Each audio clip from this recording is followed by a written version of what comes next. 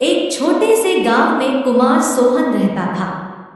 वो मिट्टी के बर्तन व खिलौने बनाया करता था और उसे शहर जाकर बेचा करता था। कभी कभी उसके दो चार खिलौने बिकते तो कभी वो भी नहीं। जैसे तैसे उसका गुजारा चल रहा था। एक दिन उसकी सुनो जी, क्यों न शहर जाकर कोई नौकरी ही कर लो। नौकरी करोगे तो महीने के अंत में कुछ धन तो आएगा। बीवी की बात सुन अब सोहन को भी ऐसा ही लगने लगा था, पर उसको मिट्टी के खिलौने तो महीने के अंत में कुछ धन तो आएगा। बीवी की बात सुन अब सोहन को भी ऐसा ही लगने लगा था, पर उसको मिट्टी के खिलौने बनाने का बहुत शौक था। ही कह रही हो, पर कैसे उस हुनर को छोड़ दूं जिसका नमक हम लोग अब तक खाते आए हैं। मैं जानती हूँ आप बहुत मेहनत और लगन से खिलौने बनाते हो, पर बाजार में बिक्री ना होने से अब हमारा गुजारा नहीं होता।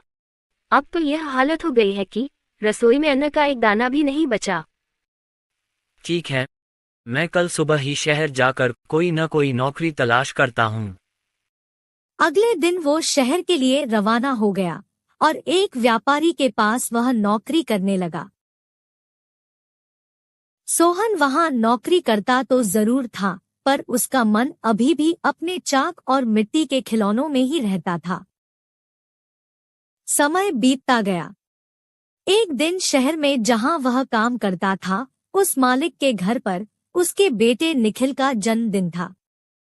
सब महंगे महंगे तोहफे लेकर आए।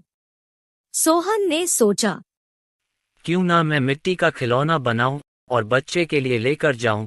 वैसे भी हम गरीबों का तोहफा कौन देखता है। यह सोचकर वह मिट्टी का खिलौना बनाया और बनाकर जन्मदिन पर ले गया। जब दावत खत्म हुई तो निखिल की नजर उस मिट्टी के खिलौने पर पड़ी। उसे वो हाथ में उठा लिया और खुश होकर और भी बच्चों को दिखाने लगा। खिलौना सभी बच्चों को बहुत पसंद आया और जिद करने लगे कि उनको भी वैसा ही खिलौना चाहिए।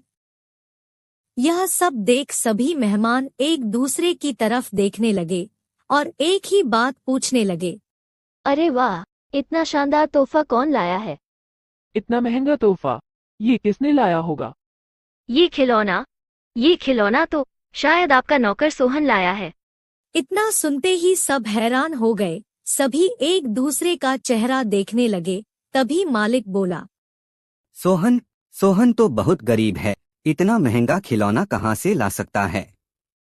हाँ, मैंने देखा है, ये खिलौना सोहन ही लाया है। ठीक है, सोहन को बुलाओ, उससे पूछो कि ये खिलौना वह कहाँ से खरीदा है। वहाँ सोहन आता है और सब उसी के तरफ देखते हैं। वह माहौल देखकर हैरान हो जाता है। मुझसे क्या गलती हुई, सब मुझे ही घूर रहे हैं। शायद मेरा खिलौना निखिल को पसंद नहीं आया होगा और बच्चों के सामने वो अपमानित होगा। कोई बात नहीं, मैं माफी मांग लूंगा। मालिक, क्या आपने मुझे बुलाया? हाँ सोहन, क्या यह खिलौना तुमने दिया है? हाँ मालिक। तुम यह खिलौना कहाँ से लेकर आए हो और इतना महंगा तोहफा तुम लाए कैसे? इतना सुन सोहन मन ही मन खुश होता है और मुस्कुराते हुए बोलता है, माफ कीजिएगा मालिक, ये कोई महंगा तोहफा नहीं है, यह मैंने खुद बनाया है। गांव में यही खिलौना बनाकर मैं अपने परिवार का गुजारा करता था, लेकिन इससे अब घर नहीं चलता, इसलिए आपके यहाँ नौकरी करने आया हूँ। अरे वाह, तुम क्या अभी है खिलौना बना सकते हो? और सभी बच्चे को तुम्हारा खिलौना बहुत पसंद आया है, इन्हें भी ऐसा ही खिलौना चाहिए।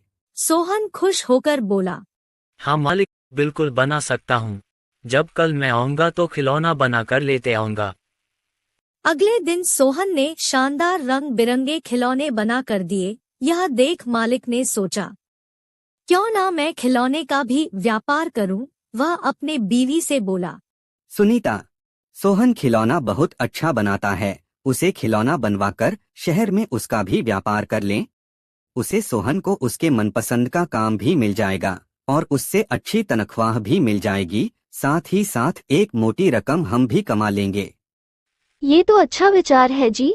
यह सोच मालिक ने सोहन को खिलौना बनाने के काम पर लगा दिया और बदले में हर महीने अच्छी खासी तनख्वाह देने लगा और रहने को घर भी दिया। यह सब पाकर सोहन और उसका परिवार बहुत खुश हो गया और सोहन को उसके मनपसंद का काम भी मिल गया। दोनों हंसी खुशी रहने लगे।